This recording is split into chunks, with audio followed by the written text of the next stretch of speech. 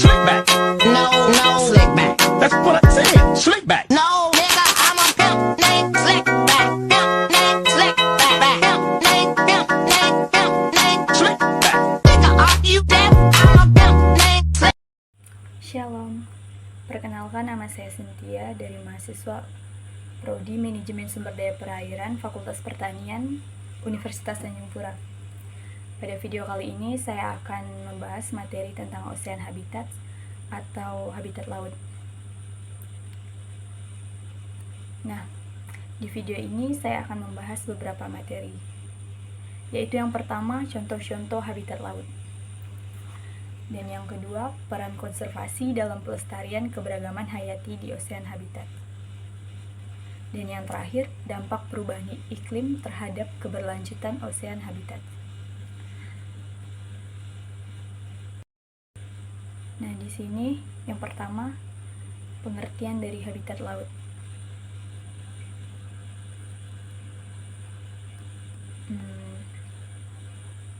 Apa sih itu habitat? Habitat yaitu lingkungan fisik suatu tempat spesies makhluk hidup dan beradaptasi. Nah, kalau habitat laut itu adalah lingkungan di bawah air di mana berbagai jenis organisme hidup seperti ikan, karang, kuda laut, dan berbagai makhluk hidup lainnya. Saya akan menjelaskan contoh-contoh ocean habitat. Untuk yang pertama yaitu terumbu karang. Terumbu karang merupakan salah satu komponen utama sumber daya pesisir dan laut utama. Terumbu karang merupakan fauna laut yang berkumpul menjadi satu, membentuk terumbu karang. Terumbu karang menjadi rumah bagi ribuan spesies makhluk hidup. Nah, bisa dibayangkan jika terumbu karang itu rusak, bagaimana keberlangsungan hidup makhluk-makhluk hidup yang hidup di situ pasti akan terancam ataupun punah. Nah, terumbu karang terbagi menjadi beberapa jenis. Untuk yang pertama, terumbu karang tepi. Yang kedua, terumbu karang penghalang. Yang ketiga, terumbu karang cincin. Dan yang terakhir, terumbu karang datar.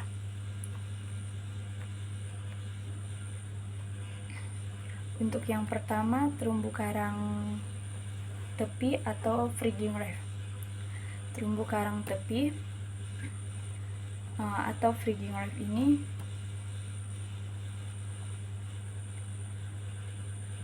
terumbu karang tepi atau karang penerus berkembang di mayoritas pesisir pantai dari pulau-pulau besar.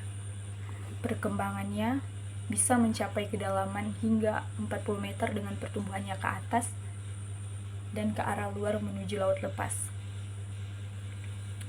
Yang kedua, terumbu karang penghalang atau bay reef. Terumbu karang ini terletak pada jarak yang relatif jauh dari pulau, sekitar 0,52 km ke arah laut lepas, dengan dibatasi oleh perairan berkedalaman hingga 75 meter. Nah, umumnya terumbu karang penghalang tumbuh di sekitar pulau sangat besar atau benua dan membentuk gugusan pulau karang. Dan selanjutnya yaitu terumbu karang cincin atau atoll. Terumbu karang ini berbentuk cincin dan mengelilingi batas dari pulau-pulau vulkanik yang tenggelam, sehingga tidak terdapat perbatasan dengan daratan. Nah, untuk yang terakhir yaitu terumbu karang volcanic reef atau terumbu karang datar. Terumbu karang ini biasanya tumbuh dari bawah ke atas sampai ke permukaan dalam kurun waktu geologis, membantu pembentukan pulau datar. Nah, ini contoh terumbu karang. Dan yang ini yang vulkanik, yang ini barrel reef, yang ini frigging reef, yang ini yang atoll yang berbentuk cincin. Nah, jenis-jenis ini dikelompokkan berdasarkan bentuknya.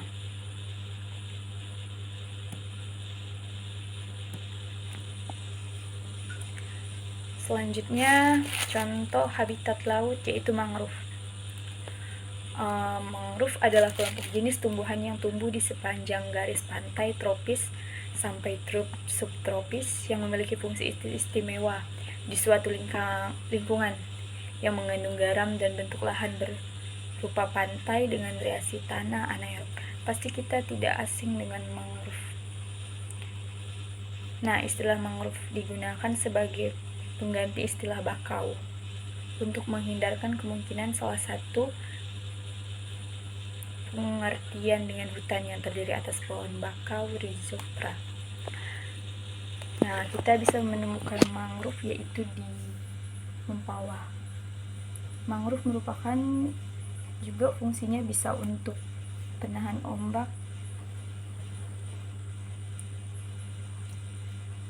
Selanjutnya yaitu dasar laut. Apa sih dasar laut itu?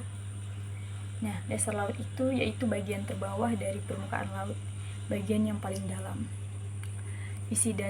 Isi dari dasar laut ini terdapat terumbu karang, padang lamun, dan tambang yang bervariasi.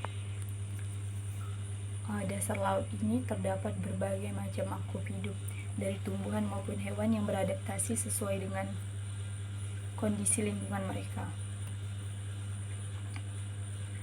Selanjutnya, estuari. Apa sih estuari itu? Nah, estuari itu merupakan suatu habitat yang bersifat unik karena pertemuan antara perairan laut dengan perairan daratan yang bertemu di suatu tempat. Karakter dari estuari ini termasuk unik karena tadi pertemuan antara perairan laut dan perairan daratan. Nah, ini termasuk contoh dari gambaran estuari. Ini adalah contoh gambarnya. Karena terjadi percampuran antara massa air laut dengan air tawar dari daratan, menjadikan wilayah estuari ini menjadi payau atau breakris.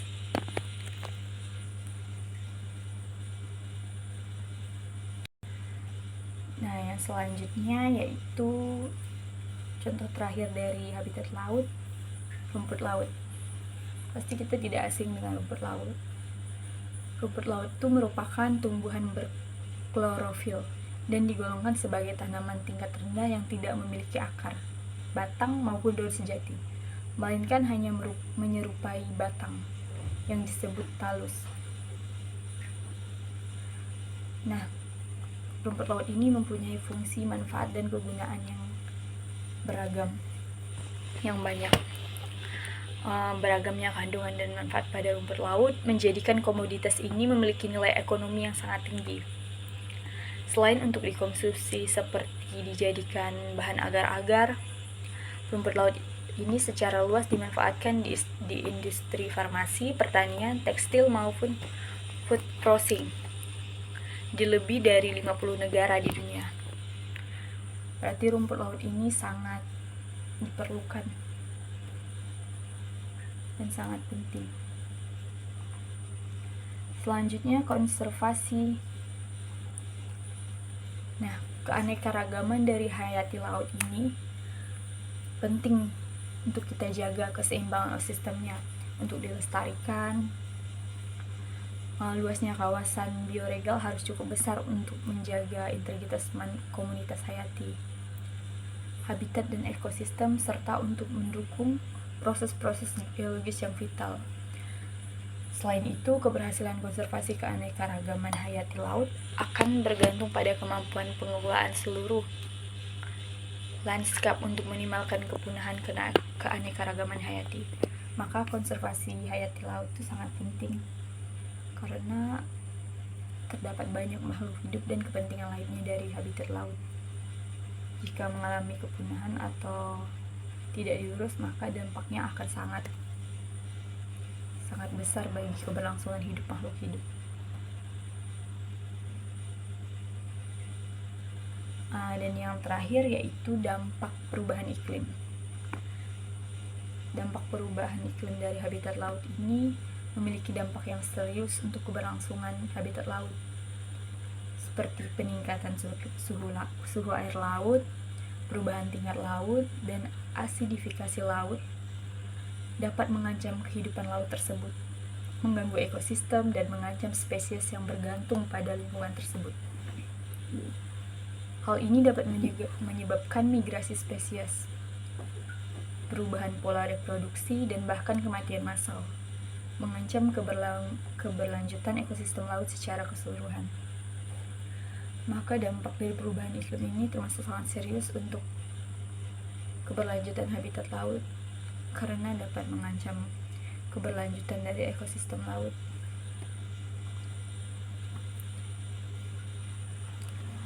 Sekian presentasi dari saya. Jika ada kata atau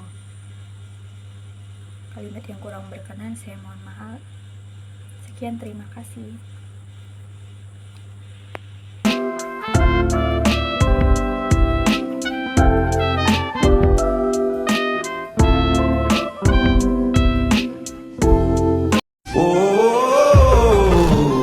Stranger.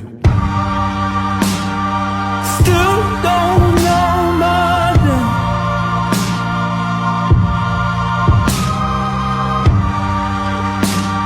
You still don't know my name.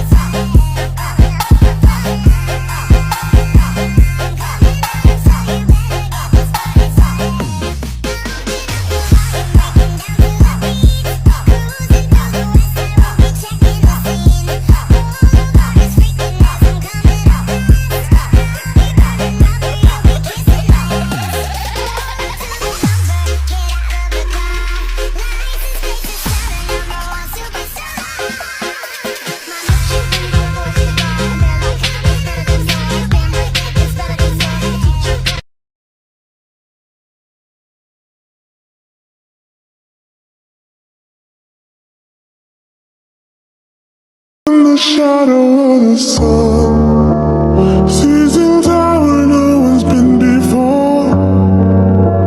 Close the curtains, what you're waiting for. And I'll be keeping the secrets till I'm in the ground.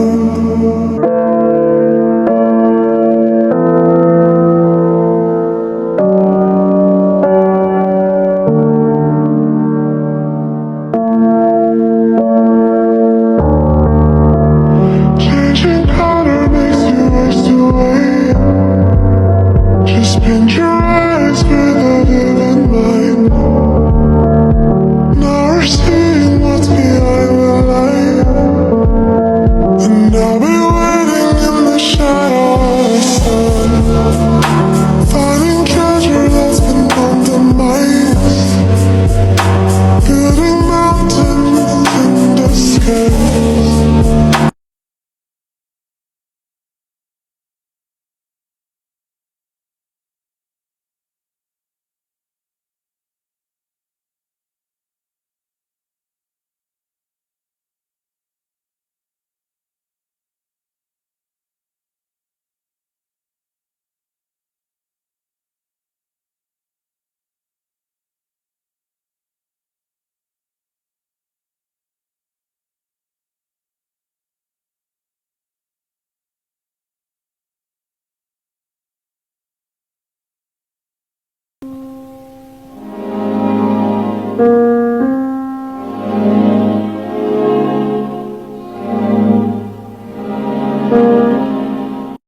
A few moments later.